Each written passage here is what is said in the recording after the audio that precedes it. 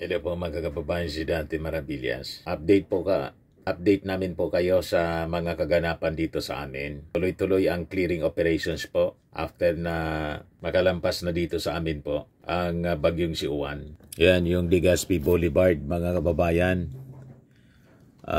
Tuloy-tuloy ang clearing operations ngayon.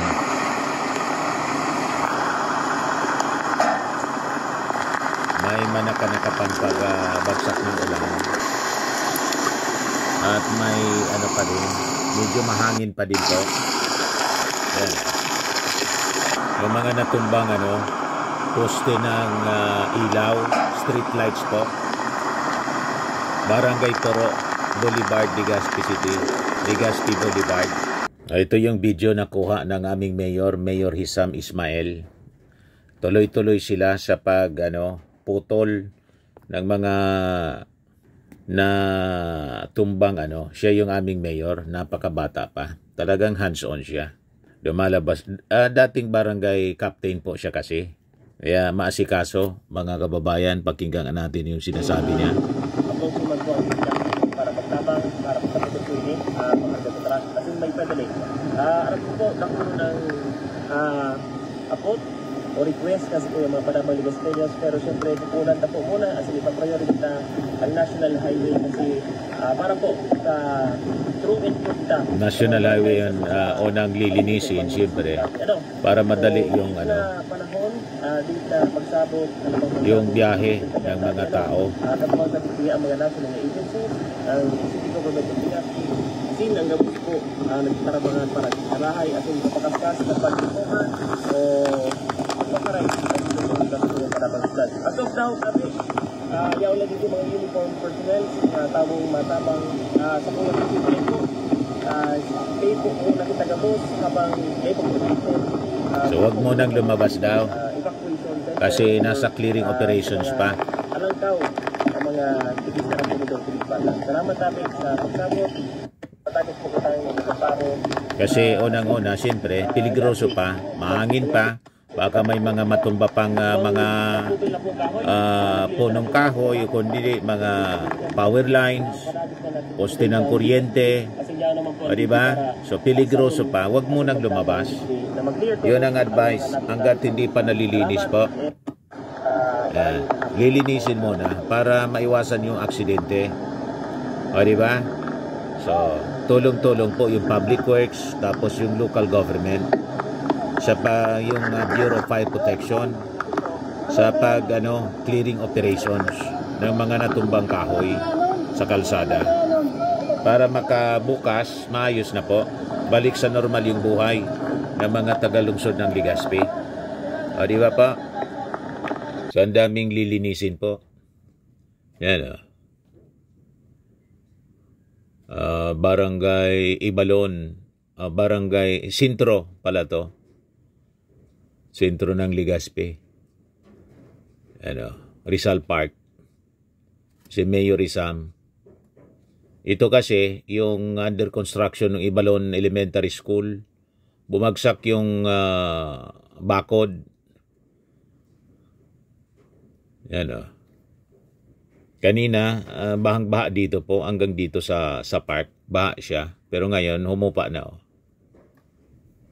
Ngayon, pag-usapan natin, mga kababayan, itong sinabi ni Defense Secretary Gibo Teodoro na preemptive evacuation. Tapos nag-warning siya, kakasuhan nila yung mga titigas ang ulo for defying orders na mag-evacuate po sa mga peligrosong lugar. Ngayon, pinagtatawanan po ng mga netizens. Tingin ko po itong mga netizens na to, mga DDS, alam naman po ninyo, gano'n ang pag-uugali nila. Galit sila sa ginagawa ng ating gobyerno. Pag gumagawa ng tama yung ating gobyerno, galit sila.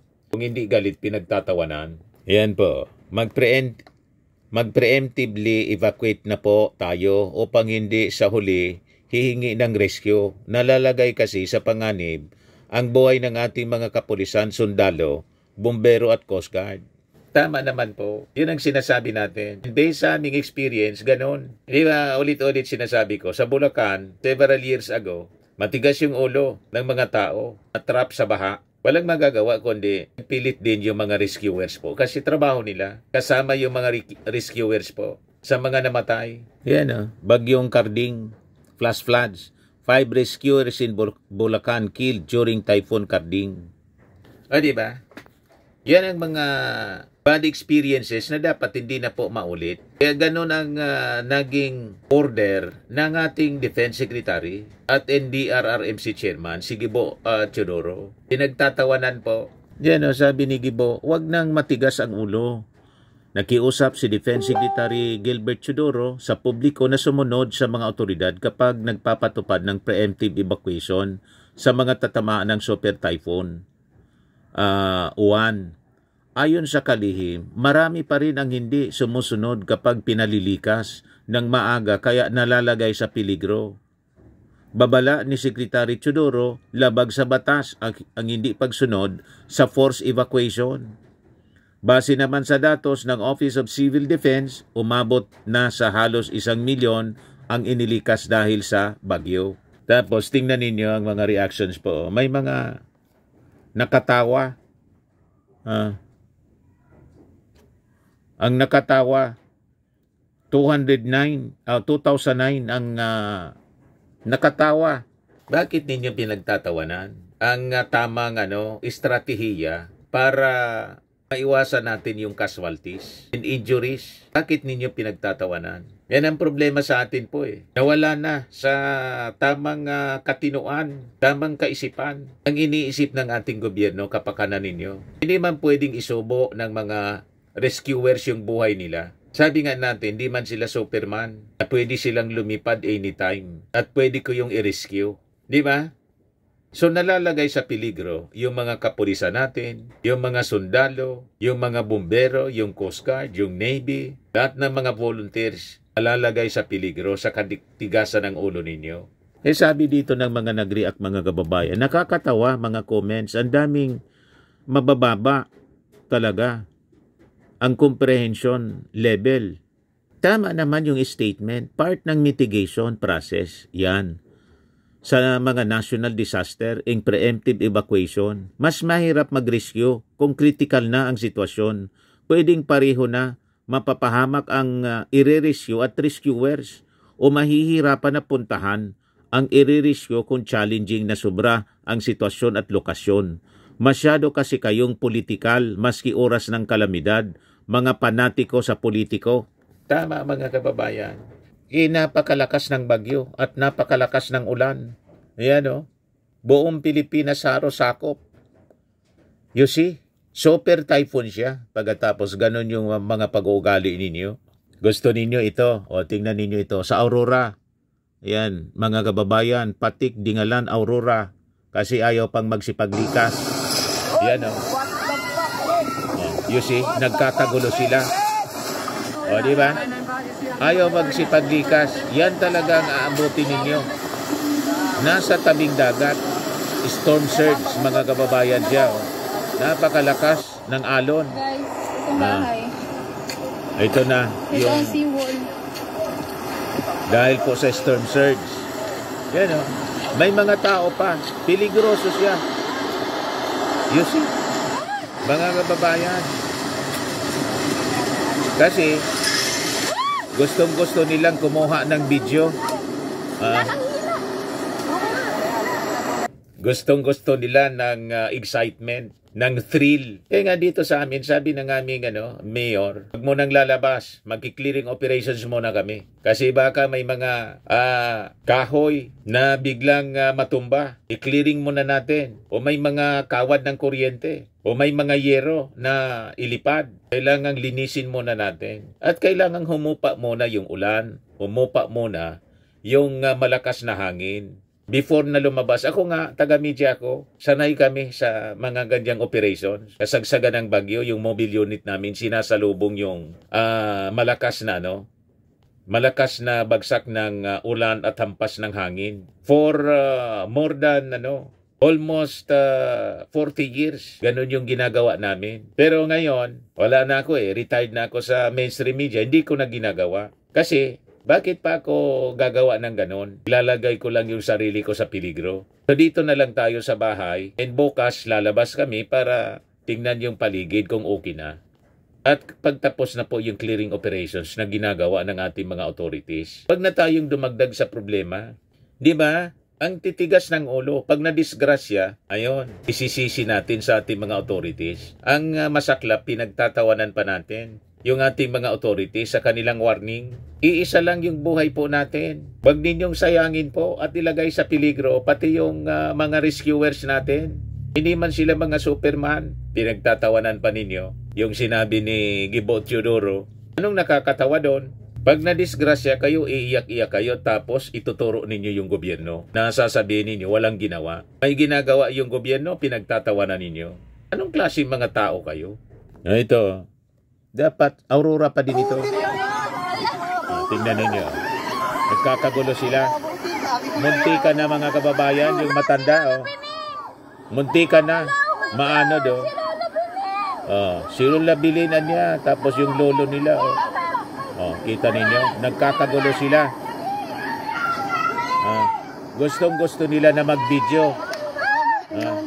Storm surge. Kasi nandyan na sa Aurora. Yan o. Kita ninyo? Papunta ng Aurora Province. Malamang tumatama na ngayon. Habang paparating, siyempre, normal yung tumaas yung hampas ng mga alon. Siyempre, sa lakas po ng hangin. Lalamunin sila kasi nasa coastal area sila. Nasa baybayin mismo. Dapat ang lahat ng mga baybayin, klarado siya para maiwasan po yung possible storm surge. Ganun yung mga warnings na maririnig natin. Paulit-ulit sinasabi ng Pag-asa, may gale warning, tapos may storm surge. Ang titigas ng ulo. Gusto ninyo ng excitement. Gusto ninyo ng ganitong senaryo. O diba? Nagtatakbuhan kayo. Tingnan ninyo ang pagmumuka. Takot na takot, mga kababayan, at nagsisigawan. Tapos yung warning, advisory ng NDRRMC ni Secretary Gibo Teodoro, pinagtatawanan. Anong nakakatawa doon? Di ba? Huwag na dapat maulit ito. Yung Yolanda, tingnan ninyo yung namatay sa Yolanda. Kaya sabi dito sa statement ni dating Speaker Martin Romualdez, malinaw ang nakuha nating aral noong Yolanda. Hindi natin kayang pigilan ang bagyo, pero kaya nating pagandaan ito ng may pagkakaisa at malasakit. Ang kahandaan ay hindi lamang responsibilidad ng pamahalaan kundi ng bawat Pilipino. Yan ang sabi ni dating Speaker Martin Romualdez. Responsibilidad po natin lahat. Huwag lahat iasa. Hindi kayo lahat mababantayan ng ating kapulisan. Kaya ang importante, pag may panawagan, may utos yung mga authorities para mag-evacuate kayo, mag-evacuate po. Kasi buhay ninyo ang pinoproteksyonan ng gobyerno. Pag wala namang ginawa yung gobyerno, magagalit kayo. Sasabihin ninyo, pabaya ang gobyerno ni Bangag. Di ba? Walang niyang ginawa si Bangag. Ganun na lang tayo lagi. Turo ng turo, turo ng turo. Tapos, yung ating Pangulo, doon sa dilubyo na dala ni Tino, pumunta doon yung ating Pangulo, iniinsulto pa sa mga reactions ng mga netizens. Pinagtatawan, iniinsulto. Pati yung ibinigay na tulong, pinagtatawanan yung 5,000 at saka 10,000 sa mga nasalanta. Pero si Digong namigay din ng 5,000 noon. 5,000 lang, walang 10,000. Wala kayong reklamo. Galit sila. Bakit daw nasiraan ng mga bahay, 10,000, 5,000 lang yung binibigay? O tingat may binibigay. Sigurado naman po na may pabahay na gagawin yung ating gobyerno sa mga talagang nasiraan. Wala ng bahay. Bibigyan ng pabahay siyempre. Pero ito mga paunang tulong pinansyal kasi siyempre yung mga pangangailangan, immediate needs nila after na tamaan ng bagyong Tino. Yan December 28, 2021. Sabi dito sa report ng Philippine News Agency, Duterte to give 5,000 pesos each to families hit by Odette. I am giving 5,000 per family. The money that I have gathered so far would be sufficient for the assistance of 5,000 to everybody. Yan yung sabi niya. Pero nung ating Pangulong Bongbong namigay, pinagtatawanan po, iniinsulto ng mga DDS influencers. Kasi daw, bakit namimigay ng 5,000 lang? Pagkasyaan niya yung 5,000 in 10,000 para sa mga nasiraan, nasalanta ng Tino. Ganon sila mag-isip. Pag ang ating Pangulo namigay ng 5,000, 10,000, pinagtatawanan, galit sila, iniinsulto. Pero si Digong namigay din ng 5,000 noon sa mga biktima ni Odette. Wala silang sinasabi. You see? Ito yung pinagtatawanan ng mga DDS. Victims who lost houses to get 10,000 aid. Iniinsulto nila. Matindi po mga kababayan na sana sa gitna ng calamity, nagkakaisa dapat. Ginagamit pa nila ito sa political attacks para siraan yung ating Pangulo. Kasi gusto nilang pagtakpan yung mga flood control scandal na pinapaimbestiga ng ating Pangulo. Na karamihan dito po sa mga flood control scandal na to, nangyari sa panahon ng previous administration. You see, inugulin nila ang kwento mga kababayan. At pati itong mga ginagawa ng ating gobyerno sa paganda sa bagyong Uwan, pinagtatawanan nila. Yes, sabi dito ni Sumiri Aiko, why are people laughing? Sinasabi niya lang naman, lumikas na agad. Bakit may ibang usapan? Totoo namang matigas ang ulo ng iba sa atin. Lumikas na lang kasi pag sinabing lumikas. Kaya sabi ni Roy Kakatso, bawal ang mag-rescue pag andyan ang bagyo. Evacuate now para sa kaligtasan ng lahat. Ang gusto nila, alabas yung mga rescuer sa kasagsagan ng bagyo at baha. Ano yan? Suicide? So hindi tama na kasagsagan, lalabas sila din yung mamamatay. So ngayon, napaparating pa lang ang bagyo, dapat nasa evacuation center, kaya nga preemptive evacuation, para ligtas yung lahat. At hindi kailangan ang pagsuong sa peligro. Kumbaga, may rescue team pa rin para doon sa mga in case of emergency na hindi inaasahan. Despite na ginawa yung preemptive evacuation, may mga lumabas pa rin at may naibang direksyon. Limbawa ng baha, may sasaklolo kahit papano. Pero usually dito sa amin, yun ang aming binibigyan ng emphasis sa mga warnings. Sa aming broadcast sa radyo. Walang sisiyan ha. Baka maya-maya ay tatawag dito sa amin, pare-rescue kayo. Bahala kayo sa buhay ninyo. Kasi hindi Superman ang mga rescuers. Isusuong yung buhay sa kasagsagan mismo ng bagyo. So sila din yung malulunod. Di ba? Nangyari na po sa Bulacan. Uulitin natin yung ganong pagkakamali. Huwag na dapat nating ulitin ang ganong pagkakamali. Tingnan ninyo, pilosopo itong si Emery Del Rosario. Nakakaya naman galing pa sa inyo, Sir Defense Secretary, na utang na loob pa ng mga tao na i-rescue sila kung ayaw magsipaglikas. Dahil yung mga pulis sundalo nyo, malalagay pa pala sa alanganin. Ano pa to serve and protect ang silbi nila? Sa bagay, for peoples with power and money lang ata yung to serve and to protect. Okay lang sana yung evacuation nyo ganon kaayos at kayang i-accommodate lahat ng ililikas. Di gusto mo, ikaw ang mag-rescue. Di ba? Kayo ang mag-rescue. Mag-volunteer kayo. Pagkatapos isabak namin kayo sa ganyang ori ng peligro. Tingnan natin kung lalabas kayo. Yan ang problema sa mga pilosopo Hindi nga Superman sila na pwede kang suungin ang ganyang peligro. Pinalilikas para sigurado na walang malagay sa peligro pati yung mga authorities natin. Yan ang tamang strategy. Pero kung gusto mo, di ikaw ang mag-rescue. Di ba? Tingnan natin kung gagawin mo. Yes, sabi ni Riley Gwyneth Santiago, totoo naman. Dapat naman talaga, lalo na kapag yung lugar is laging binabaha, walang nakakatawa sa sinasabi niya. Palibasa yung mga tumatawa na yan, yung mga hindi nakaranas bahain yung bahay. Kasi kawawa ang mga rescue team. May mga pamilya din yan. Sila, pero may mas inuuna nila yung kapakanan ng mga nakakarami at apektadong lugar. Correct. Pero kung yan ang gusto ninyo, di mag-suicide kayo dyan. Ayaw ninyong umalis, di bahala kayo sa buhay ninyo. Buhay ninyo yan Pero wag ninyong sisisihin yung ating mga authorities na nag-warning na. Patiwakal kayo kung gusto ninyo. Di ba? Ganun lang, mga kababayan. Kami ganito ganyan ang sinasabi namin mismo sa radyo. O yung gusto magpatiwakal, dyan na kayo. Gusto na ninyong tapusin yung buhay ninyo, wag na kayong umalis dyan. Diyan lang kayo sa tabing ilog para lamunin na ang buong bahay ninyo at mawala na yung mga taong titigas ang ulo. Ganun ang sinasabi namin. Mabawasan yung mga pasaway dito sa mundo. Damunin na kayo ng landslide at sa kabaha. Biyo pa. Yan ang ginagawa namin, mga kababayan.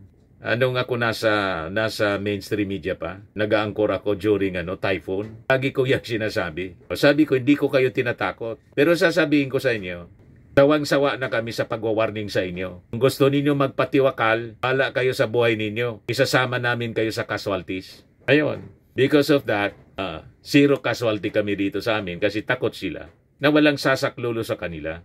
Di ba? Dapat silang sumunod sa patakaran ng gobyerno na preemptive evacuation. Kung ayaw nila, di magpatiwakal na sila. Ganun lang po.